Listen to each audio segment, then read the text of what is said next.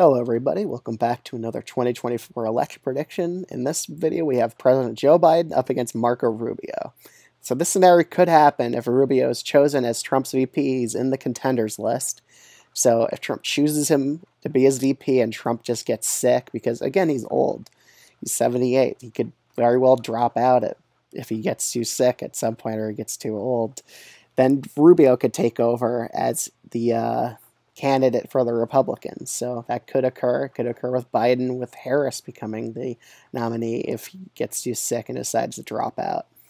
So let me just set up the safe red states here. Rubio, I don't think he would be as good of a candidate as Glenn Youngkin would.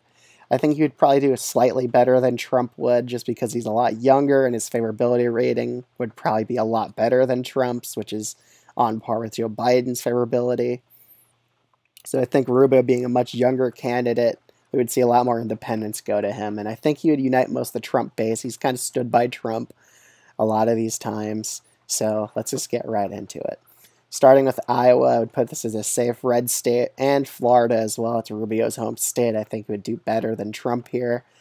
In Texas, I think we'd do slightly better than Trump, but it wouldn't be by a 10% margin.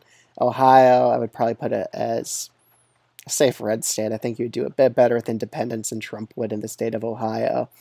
And I think he would use a lot of Trump's populist rhetoric here, too, to win over those populist Trump voters. Because, again, if Trump picks him as VP, I don't really see Trump voters not voting for Rubio in this instance. I think they would be willing to vote for Rubio if Trump just anoints him as the candidate for Republicans here.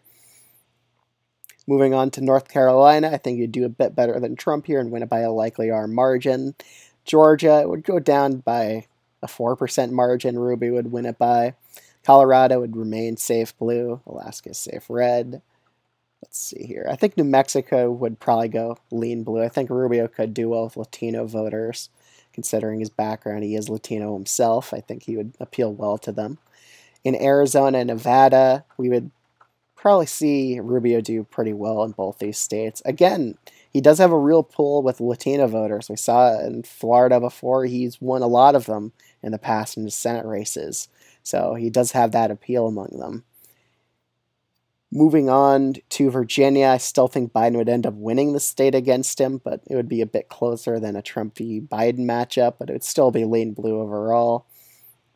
New Hampshire and Maine, I would probably still put these states as both lean blue. Again, I don't think he's as good of a candidate as Glenn Youngkin would be. I think he would probably take Maine second by over 10, though, still. Nebraska second would be a bit closer, but it still would give it this district to Biden so far. And then we're down to Minnesota, Wisconsin, Michigan, and Pennsylvania.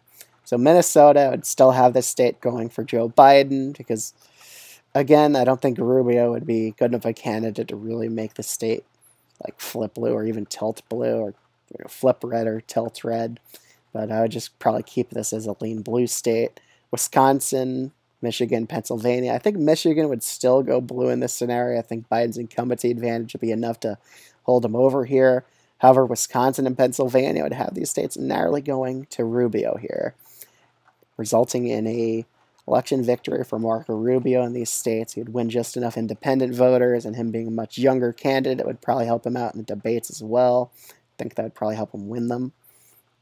But this is my map of Rubio became the GOP nominee if Trump were to drop out and pick him as VP, and then the VP would take over. But this would be the map of Rubio v. Biden. So let me know what you think of this video down in the comments below. You disagree or agree with this scenario.